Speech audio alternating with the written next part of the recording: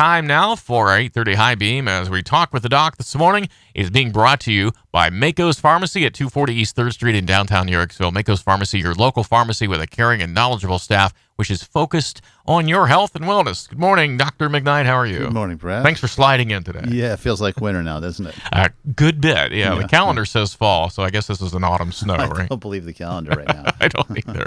Well, we just did celebrate Thanksgiving, and so I don't know, maybe this kind of was what kind of brought the subject up, but we thought about talking about acid reflux today. Is that heartburn?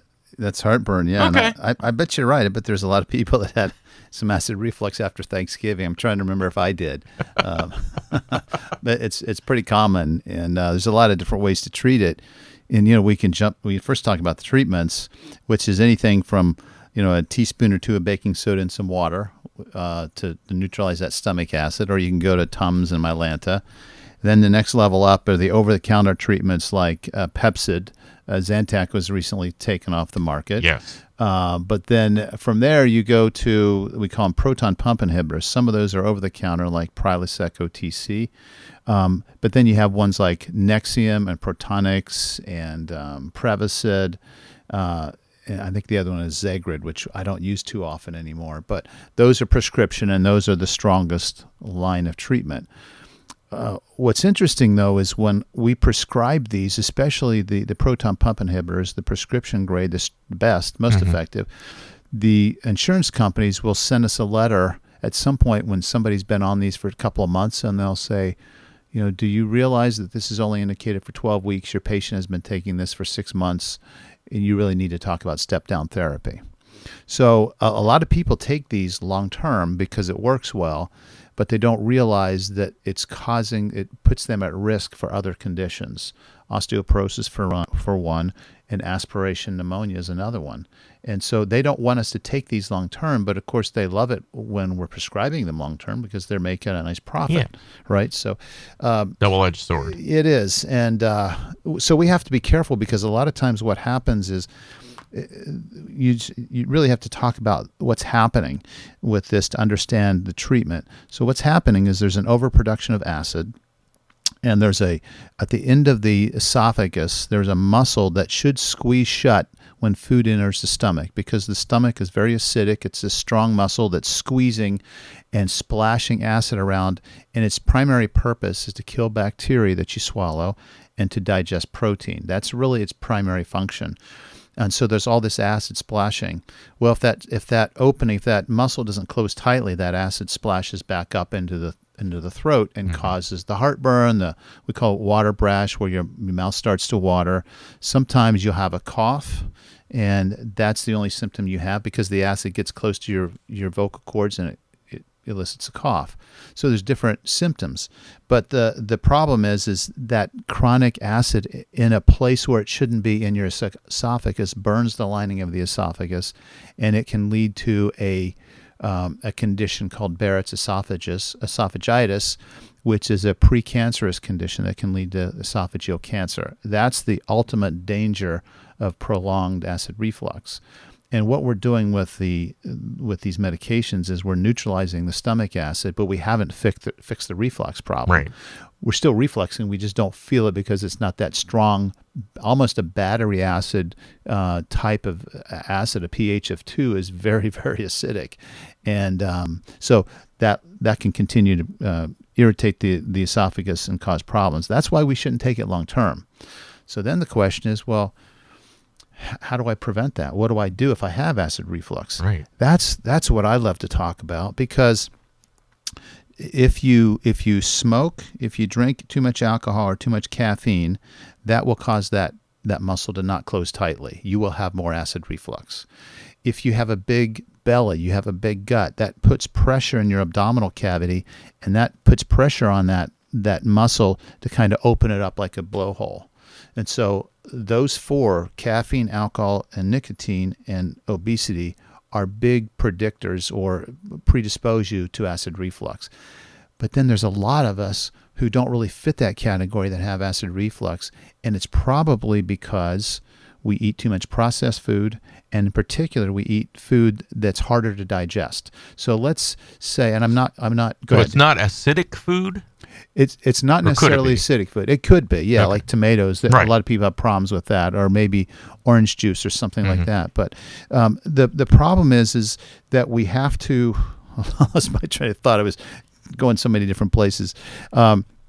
We have to get to the root cause, and if you don't have those 4 lifestyle habits, then it's an overproduction of acid because you're eating foods that are hard to digest.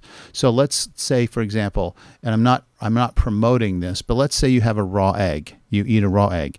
That's very easy to digest. It's almost liquefied. But now let's take scrambled eggs. Well, that's like rubber. That takes a lot more acid to digest that. Let's take a chicken breast that maybe you roast out on the grill. That takes a little bit more effort to digest. Let's put that chicken breast in the microwave the next day because you didn't eat it and warm it up and nuke it. Now it's even harder to digest. You need even more acid to digest that. And so the more foods are processed, the more acid production is required to digest it.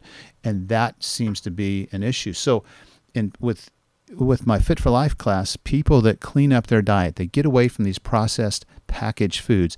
They're eating plants. Plants, if you're eating broccoli or an apple or a grape or a carrot, those foods have enzymes in them. And when you chew up the food, those enzymes will be released and helps you digest or liquefy the food. That's why it's so much easier on our stomach. So we don't make as much acid when we eat what nature said, here, eat this right here, right out of the garden, right off the tree. But the more we put things in a microwave, the more we process the foods, the more that package the foods, the harder it is to digest, the more acid we need to digest it, and the more likely we are to develop acid reflux. So that's better for the raw vegetables, though, rather than cooked. That Yes. diminishes them somewhat. Probably to a degree, but I can't be critical of anybody eating steamed broccoli, right? Well, right. But They might hit you. Yeah. But I mean, that's the whole point. Is if we eat what we should eat, and we keep our weight down, we don't smoke, we don't drink too much alcohol, and we don't use too much caffeine, we're probably going to be able to reverse this and get off the medication, which is the goal. Mm-hmm. But I have seen, I actually had a friend who was taking 4 Nexiums a day to control her acid reflux. I didn't know she was doing this. She ended up dying of pneumonia, just as the articles predict. And what happens is that acid that comes up in the stomach, when you aspirate that's very toxic to the lung tissue and causes the lungs to get very inflamed. And then, of course, if you don't have acid in your stomach, those bacteria from your mouth and your food, that splashes up with that reflux, gets in your lungs. Now you've injured the lungs with acid chemically, and you've injured the lungs or infected the lungs with whatever bacteria should have been killed in your stomach. And so, yes, aspiration pneumonia from acid reflux is a real risk. That it's fairly rare, but people need to understand these are the reasons why these drug companies don't want you to take them long term.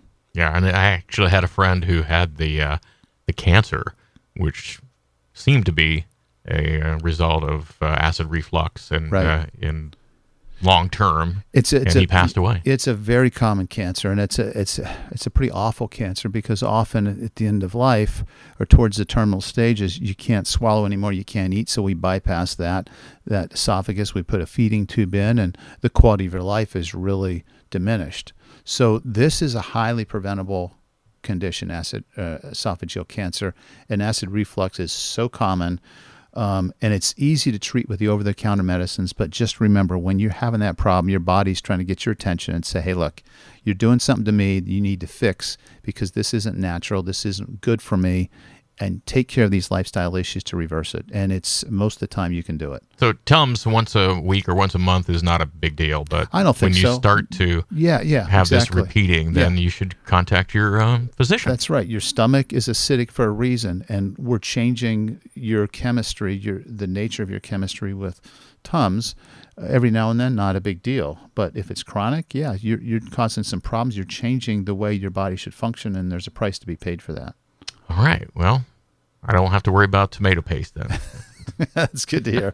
All right. Hey, thanks for being here again, and You're welcome. we'll figure out something else next week to keep us healthy again. All Well, right. tell your callers to ask us the questions that they would That's like true. to, discuss here on the air, because I'd love to do that. Actually, we can put it on Facebook too, on our Facebook page. If you Perfect. have a suggestion for Dr. McKnight, Dr. Jakubowski will be here next week also. A topic that you would like for him to research, look into, give us some tips as he does, just post that on Facebook. I'll be sure to see that and pass that along to Dr. McKnight. I might even send it to him with a funny picture so that he'll look at it. All Okay. right. Thanks for being here. You're welcome. That's Dr. Tim McKnight here. Talk with the Doc this morning on our 8:30 High Beam, brought to you by Mako's Pharmacy, offering their customers and community free assistance with comparing and selecting a plan based on your specific prescription needs.